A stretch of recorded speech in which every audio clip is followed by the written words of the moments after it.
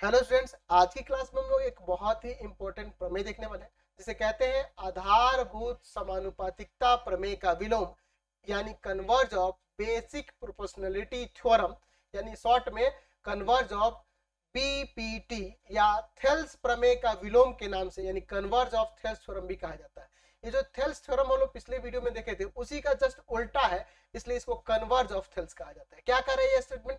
यदि एक रेखा किसी त्रिभुज की दो भुजाओं को एक ही अनुपात में विभाजित करे तो वह तीसरी भुजा के समांतर होती है। क्या कह रहा है कि यदि एक रेखा किसी त्रिभुज की, मान लीजिए मैं यहाँ पे एक त्रिभुज ले लेता हूं ए बी सी, कोई एक ऐसी रेखा खींचनी है इसमें जो इस त्रिभुज की दो भुजाओं को, मान लीजिए यहाँ पे हम लोग खींच देते हैं, रेखा खींचनी है तो थोड़ा सा इसको बड़ा कर देंगे, इसे ये रेखा हो गया, मान लीजिए यहाँ डी ले लेते हैं और यहाँ पर ई ले लेते हैं।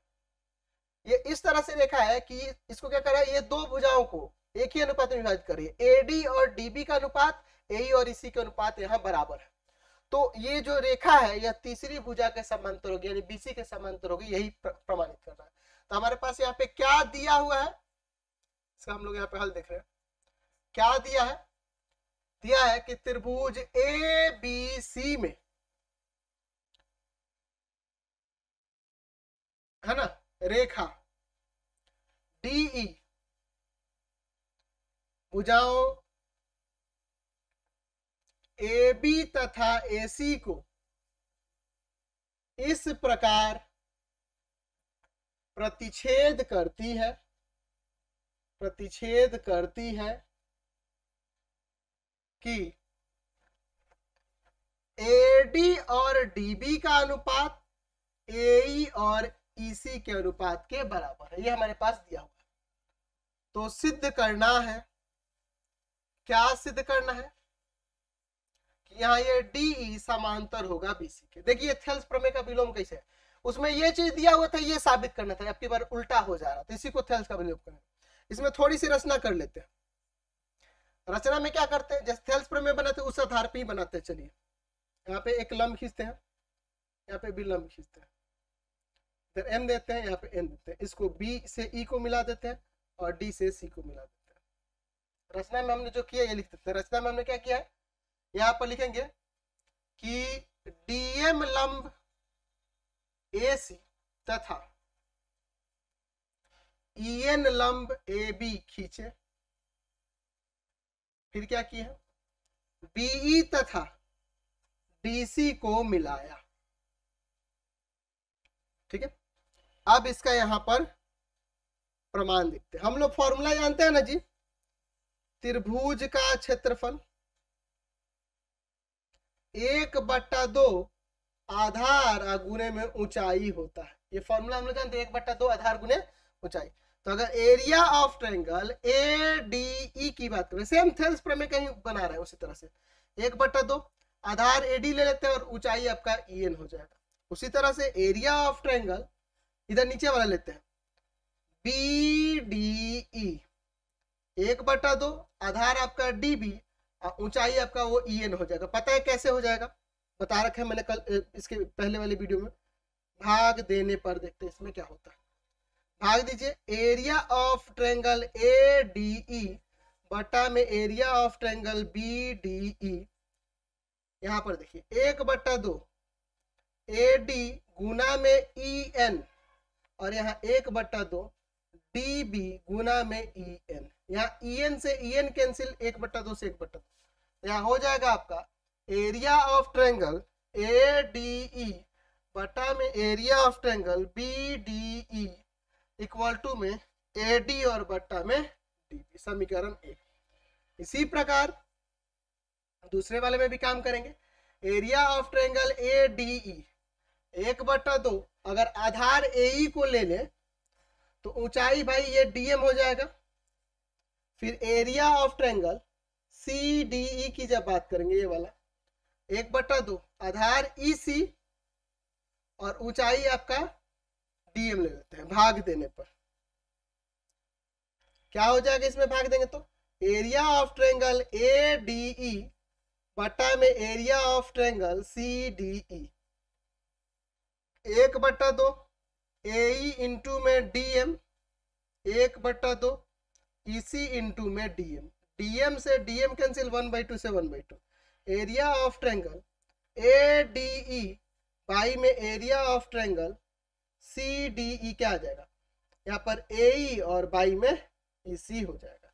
समीकरण 2 ले लेते हैं। इतना समझ में आया? जो पिछला थेल्स प्रमेय था ना उतना ही लिया। अब देखिए, चूंकि हमारे पास दिया है कि AD बाटा में DB AE बाई EC के बराबर है, ये दिया है। तो हम समीकरण 1 और 2 को देखें तो AD बाई DB का मान ये है और AE बाई EC का मान ये है, तो रख दे सकते हैं कि नहीं। यहाँ पे एरिया ऑफ ट्रायंगल ADE बटा में एरिया ऑफ ट्रायंगल BDE, इधर ये वाला एरिया ऑफ ट्रायंगल ADE और बाई में एरिया ऑफ ट्रायंगल CDE, क्या लिख देंगे? कैसे हुआ? तो समीकरण 1 तथा समीकरण 2 से, इन दोनों समीकरणों से हुआ है ये। चलिए, ऊपर AD हट जाएगा, यहाँ आ जाएगा एरिया ऑफ ट्रायंगल BDE बराबर में एरिया ऑफ ट्रायंगल CDE। यहाँ त्रिभुज BDE और CDE का क्षेत्रफल बराबर दिख रहा है। हम जानते हैं कि अगर एक ही आधार हो और वो दोनों त्रिभुज एक ही तरफ हो तो वो एक ही समांतर के बीच होंगे। एक ही आधार, एक ही आधार वाले दो त्रिभुजों का अगर क्षेत्रफल बराबर हो तथा वह एक ही ओर स्थित हो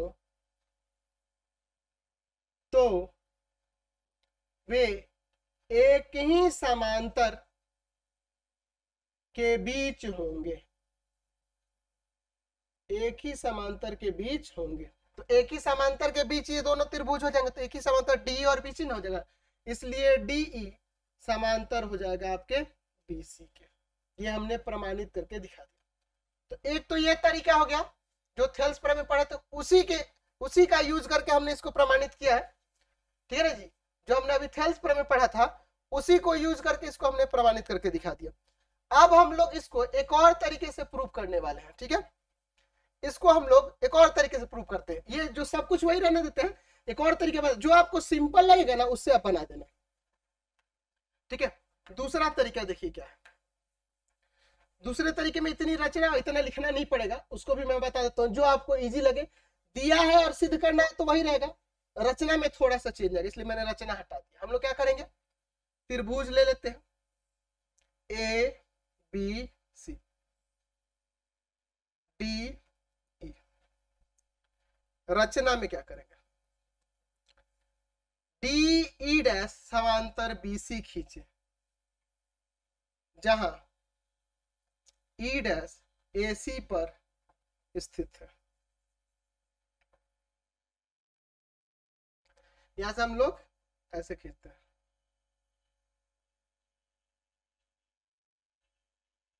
ये E डैश ले लेते हैं। हम ये मान लेते हैं कि DE डैश जो खींचे हैं वो BC के समांतर है। इसका प्रमाण देखिए, DE डैश त्रिभुज ABC में DE डैश समांतर है BC के। ये रचना से हुआ, रचना से। तो थेल्स प्रमेय से यहाँ AD बटा में DB बराबर हो जाएगा AE डैश बटा में E डैश C। अभी जो पिछले वीडियो में जो प्रमेय देखे थे उसके अकॉर्डिंग समीकरण 1। AD बटा में DB बराबर में AE बटा में EC दिया है, ये दिया है। ये समीकरण 2 लेते हैं। समीकरण 1 तथा 2 से, इन दोनों समीकरणों से क्या होगा, तो AD बटा DB AD बटा DB, तो ये दोनों बराबर हो जाएंगे। AE डैश बाई में E डैश C बराबर में AE और बटा में EC। यहाँ पे एक काम करते हैं, एक जोड़ देते हैं। एक जोड़ने पर ए ई डैश बटा में ई डैश सी प्लस 1, यहाँ पे देखो इधर ए ई बटा में ई सी और प्लस का 1, यहाँ LCM E dash C, A E plus A E dash plus का E dash C equal to में यहाँ एलसीएम ई सी, ए ई और प्लस का ई सी।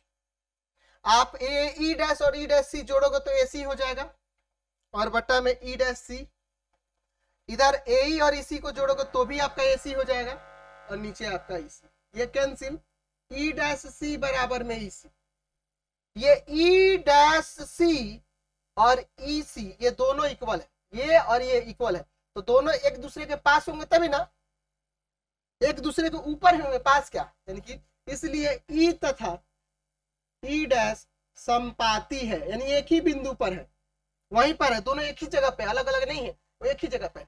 इसका मतलब यह हुआ कि चूंकि यहाँ पे लिख सकते हैं पे, इसलिए डी जो होगा समांतर हो जाएगा बीसी के, क्यों, क्योंकि चूंकि हम देख रहे हैं कि डी डैश समांतर लिए है बीसी के, तो यहाँ पर ई और ई डैश में कोई फर्क नहीं है, एक ही जगह के बिंदु, इसलिए समांतर हो। तो हमने यहाँ पर इसको दो तरीके से दिखाया, जो आपको तरीका इजी लगे उससे बनाइएगा, बहुत ही इंपॉर्टेंट ये भी प्रमेय है, थेल्स प्रमेय क्या विलोम, ये दोनों प्रमेय जो है बहुत ही ज्यादा इंपॉर्टेंट है, ठीक है, थेल्स वाला भी और थेल्स का विलोम भी, तो इनको कर लेंगे अच्छे तरीके से, बिल्कुल कंसेप्ट के साथ मैंने बताया, कोई दिक्कत नहीं होने वाली है, दोनों तरीके इसलिए मैंने बताया कि जिसको जो इजी लगे उससे बना लेगा। तो फिलहाल आज की क्लास में इतना ही, कल मिलते हैं नेक्स्ट क्लास में, और इसको और आगे हम लोग इसमें बहुत सारे प्रमेय देखने वाले हैं, तो अच्छे तरीके से पढ़िए, मेहनत करिए, और आपको क्या करना होगा, प्ले स्टोर से एप्लीकेशन जो है हम लोग का पढ़ाई.online रविकांत सर के नाम से, उसे डाउनलोड करें और वहां पर हमारे पेड कोर्सेज चलते हैं, उनको जाके बाई करें और अपने पढ़ाई को और ज्यादा बेहतर करें। तो फिलहाल आज की क्लास में इतना ही, नेक्स्ट क्लास में मिलते हैं।